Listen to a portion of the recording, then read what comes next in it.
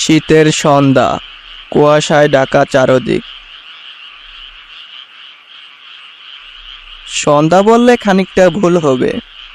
গ্রামের দিকে শীতের দিনে সন্ধ্যা 7টা মানে বেশ রাত।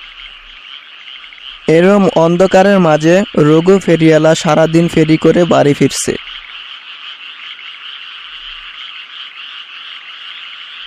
না, বেশ দেরি হয়ে গেল।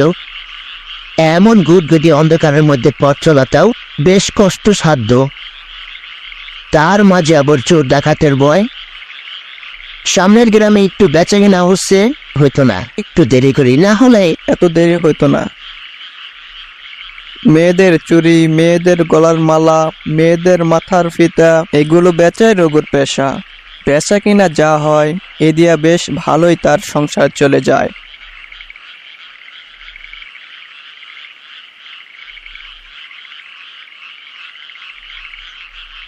শরীরটা বেশ ক্লান্ত। সারাদিন না খাওয়ায় আর শরীরটা কতই বা চলবে। যদি একটা গাড়ি পেতাম তাহলে ভালোই হতো, কিন্তু এরকম গ্রামের রাস্তায় তো গাড়ি পাওয়া বেশ দুঃসাধ্য ব্যাপার।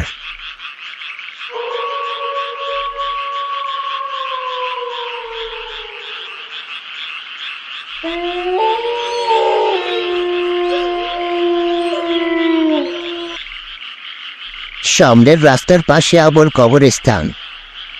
ভিতরে বেশ ভয় করছে। কতই না মৃত্যু শরীর নিয়ে গেছি এই রাস্তায়, ভাবতেও যেন গায়ের মধ্যে কাঁটা দিয়ে উঠছে। না, যাই হোক, আর অপেক্ষা করা যাবে না। বাড়িতে আবার সবাই চিন্তা করবে। কথাগুলো ভাবতে ভাবতে রঘু উঠে তার কাঁধের ভারটি নিয়ে আবার হাঁটতে শুরু করলো।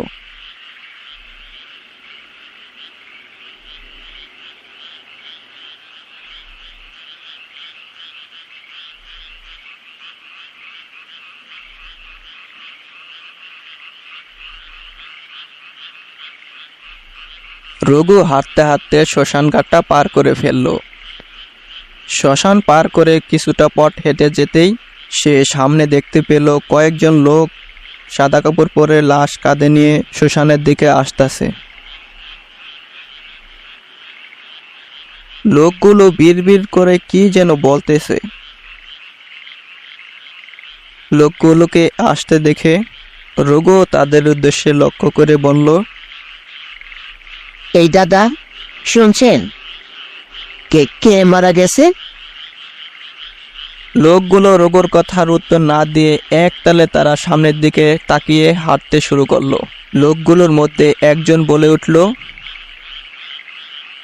আমাদের সাথে অংশগ্রহণ করুন। আমাকে ক্ষমা করবেন, আমি বাড়ি ফিরছি, এমনিতেই অনেক দেরি করে ফেলছি। লোকটি রঘুর কথা শুনে মুচকি একটা হাসি দিয়ে সামনে হাঁটতে চলল। হাঁটতে হাঁটতে লোকটি যখন রঘুকে অতিক্রম করলো, তখন রঘু পিছনের দিক তাকানোর পরে হঠাৎ লাশটি উঠে রঘুর দিকে তাকিয়ে হাসতে থাকলে রঘু ভয়ে হাঁটতে উঠল। ভয়ে ভয়ে রঘু পরের বার আবার লাশটার দিকে তাকাতেই একদম স্বাভাবিক। রঘু আর এক মুহূর্ত দেরি না করে তাড়াতাড়ি বাড়ির দিকে হাঁটতে শুরু করলো।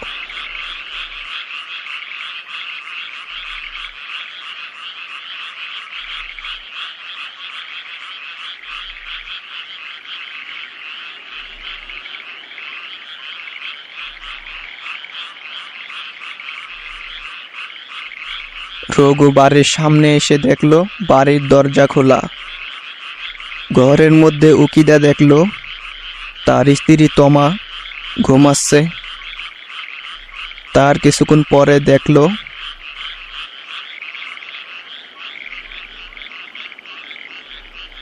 এই সময় আবার কে এলো?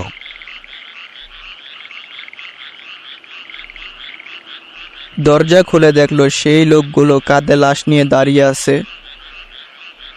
কিন্তু এবার লোকগুলোর চেহারা একদম ফ্যাকাশে আর ভয়ঙ্কর দেখাচ্ছিল। রঘু ভয়ে এমন শীতের মাঝেও ঘামতে শুরু করলো। এরপরে রোগও ভয়ে ভয়ে তাদের জিজ্ঞাসা করলো, আপনারা কেন? রোগর কথার উত্তরে সেই লোকটি বলে উঠল, আমাদের সাথে অংশগ্রহণ করো। আমি তো বললাম আমার সময় নেই। রোগও এ কথা বলতে তারা সবাই একসঙ্গে হা হা করে হেসে উঠল।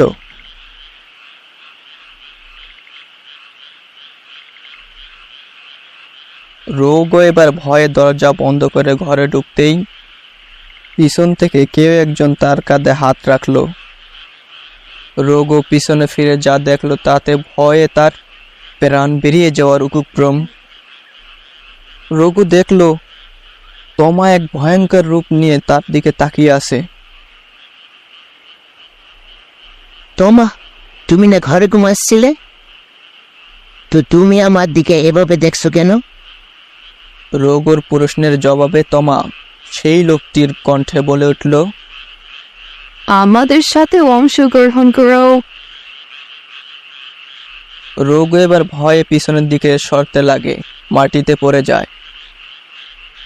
আর তার কানে বারবার একটি কথাই বাজতে লাগে, আমাদের সাথে অংশগ্রহণ করো, আমাদের সাথে অংশগ্রহণ করো। রোগ এবার ভয়ে চিৎকার করে বলে ওঠে, হ্যাঁ, আমি তোমাদের সাথে অংশগ্রহণ করব। হ্যাঁ, আমাকে ক্ষমা করে দাও। হ্যাঁ, আমি তোমাদের সাথে অংশগ্রহণ করব।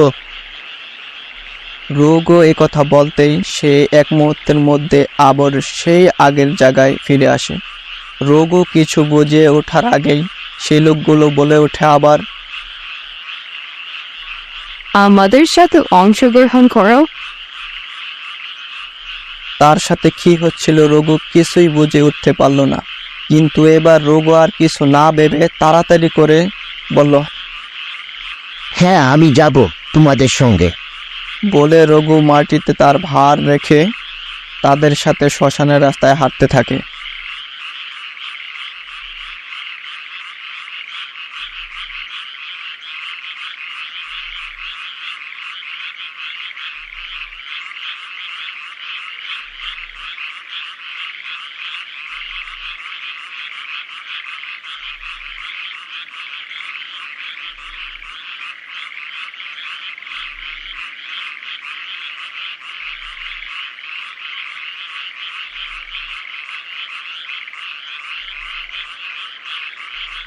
হাঁটতে হাঁটতে তারা শ্মশানের মধ্যে প্রবেশ করার সাথেই হঠাৎ সবাই কোন জায়গায় যেন অদৃশ্য হয়ে যায়। রোগও চারদিকে তাকিয়ে দেখলো, কাউকে দেখতে পেল না।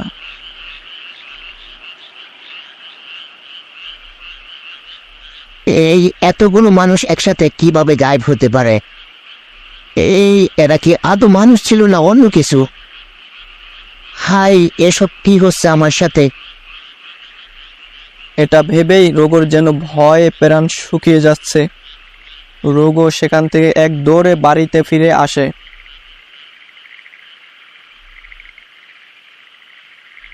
বাড়িতে এসে দেখে তমা ভাত ছেড়ে তার জন্য অপেক্ষা করতেছে।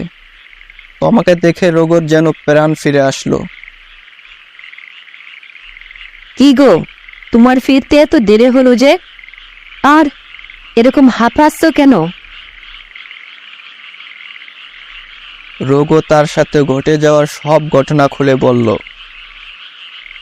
সবকিছু শুনে তমা বলল, হ্যাঁ, মনে হয় যেন তারা কোনো কেত আটটা ছিল। তুমি যদি তাদের সাথে না যেতে, হয়তো তারা তোমার কোনো ক্ষতি করত। তবে ভূত পেট যেটাই হোক না কেন, রোগও এই ঘটনার পর থেকে আর কোনো দিন রাত করে বাড়ি ফিরে না।